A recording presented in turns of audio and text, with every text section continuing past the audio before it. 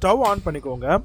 அதில் இட்லி குக்கர் இருக்கு இல்லையா, அதில் கொஞ்சமாக தண்ணி ஊற்றி வச்சுக்கோங்க. அதில் ஒரு இட்லி தட்டு போட்டு மூடிட்டு, இந்த டைமில் நீங்கள் அரிசி மாவு அரைச்சி வச்சுருப்பீங்க இல்லையா, இல்லை வெள்ளை அரிசி மாவு இருக்கு இல்லையா, அதை வந்து ஒரு ஈர துணியை நினச்சி அது மேலே இந்த அரிசி மாவை வந்து ஃபுல்லாக போட்டுட்டு, இப்போ நம்ம இதை வந்து ஆவி கட்டணும். நல்லா வந்து உங்களுக்கு அரிசி மாவு வந்து ஆவி கட்டணுங்க. அதே இட்லி பாத்திரத்தில் அந்த இட்லி தட்டு வச்சுருந்தோன்னே அது மேலே போட்டுட்டு இதை வந்து கிட்டத்தட்ட ஒரு 20லேருந்து 25 நிமிஷம் அரிசியோடைய அளவை பொறுத்து, மாவோடைய அளவை பொறுத்து நீங்கள் வச்சு, இப்போது ஆவி கட்டியாச்சு. நம்ம ஸ்டவ்வும் ஆஃப் பண்ணிட்டோம். இப்போ ஆவி கட்டின மாவு கொஞ்சம் ஆறட்டும் வெயிட் பண்ணிவிட்டு, இப்போ நீங்கள் ஓப்பன் பண்ணிங்க அப்படின்னா மாவு எல்லாமே வந்து உங்களுக்கு நல்லா ஆவியாக இருக்கும்.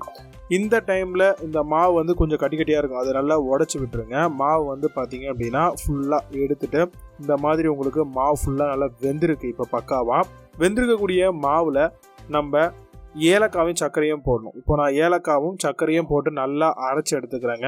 அப்போ தான் வந்து ஏலக்காய் நல்லா பவுடர் ஃபார்முக்கு வரும். ஸோ ஏலக்காய் நல்லா அரைஞ்சிருந்தால் தான் நம்மளுக்கு ஃப்ளேவர் அப்படிங்கிறது வந்து ரொம்பவே நல்லாயிருக்கும், டேஸ்டியாகவும் இருக்கும் பிடிக்கிறதுக்கு. அதனால் இப்போ நல்லா அரைச்சாச்சு.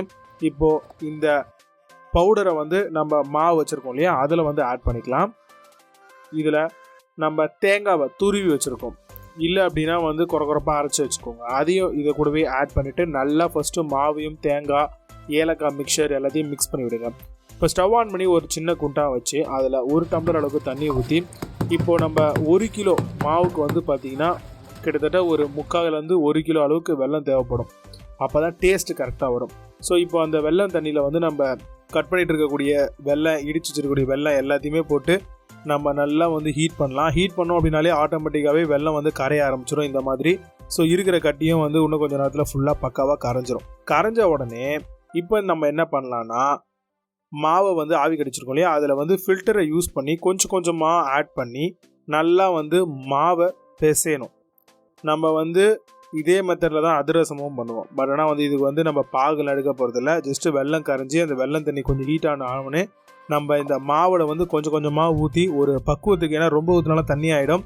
ஸோ ஒரு பக்குவத்துக்கு வர வரைக்கும் நம்ம வச்சிடணும். இப்போ மாவை நல்லா பிசைஞ்சிட்டு பிடிச்சி நம்ம கொழுக்கட்டை ஃபார்முக்கு எடுத்துடணும். இப்போ இட்லி பாத்திரத்தில் தண்ணி இன்னும் கொஞ்சம் ஆட் பண்ணிவிட்டு அது நல்லா சூடானோடனே ஒரு இட்லி பாத்திரத்தை வச்சுக்கோங்க. தட் மீன்ஸ் தட்டு ஒன்று வச்சுக்கோங்க. இப்போது நம்ம ஆல்ரெடி பிடிச்சி வச்சுருக்கக்கூடிய அந்த கொழுக்கட்டை எல்லாத்தையுமே வந்து ஆட் பண்ணிக்கலாங்க.